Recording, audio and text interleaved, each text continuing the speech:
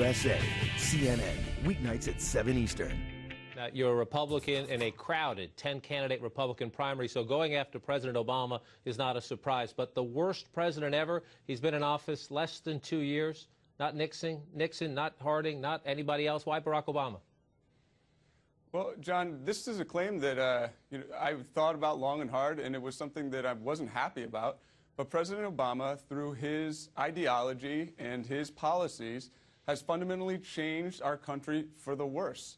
And I think that he's taken a country which was admittedly in bad shape, but he has made it worse, and his policies are actually going to affect future generations in a negative way. And the future that he has created for my generation and other generations is pretty terrifying. It seems like right now he's starting to destroy the American dream. You're getting a lot of attention because of this. Some of it's not necessarily polite, but are you benefiting from it? Well, John, having the last name of Quayle, we're used to being made fun of and have some parody and having things that aren't true being said about you. So, it stings, but, that's the way that politics goes nowadays. And as you know, many of your rivals there and many people who've covered politics for a long time like myself say, well, why would he do this? And some people think you're trying to change the subject because you were in a bit of a dust-up after first saying, no, that wasn't me, and then acknowledging that you had submitted some postings to a pretty racy website, DirtyScottsdale.com. A, why did you say no when it was you? And B, why did you do it? John, I've been consistent with my story from the beginning. The website that is currently smearing me is a despicable website, and I have had no affiliation with that website. This is a smear campaign that's being pushed by one of my opponents. And, it's the type of gutter politics that we really are trying to get away from, and the people here in CD3 are sick of. I mean, if you look at what's happened since this commercial, it's in 36 hours, we've had over 300,000 YouTube hits. This is the thing that people are looking at, the issues that President Obama is trying to take our country towards a social welfare state, and that we need to get people into office who are actually going to combat that. That's what people want to focus on. Well, I won't dispute that, except I do want to be very clear. DirtyScottsdale.com. This is a quote from you. I just posted comments to try to drive some traffic. You did post some things to DirtyScottsdale.com. I posted this is what I've said from the very beginning. I posted a few comments on a website that doesn't even exist anymore. They're innocuous, and, these are the types of smear campaigns that are being pushed against me about nothing. This is a much ado about nothing, and, but since it's a famous last name that people want to focus on that. So, but I'll be tough, and I'm just going to be staying focused on the issues and focusing on bringing our country back from the brink right now. Well, to a degree, you're right about the criticism. I want to read you something from one of your opponents, Pam Gorman. Again, there are 10 Republicans seeking this nomination. She says there's 10 people in this race. There's 9 of us that may not agree on anything, but we all agree it's completely offensive that Dan Quayle is trying to buy his little boy a seat in Congress. How would you respond to that? Well, that's what I've been dealing with since day one on this campaign.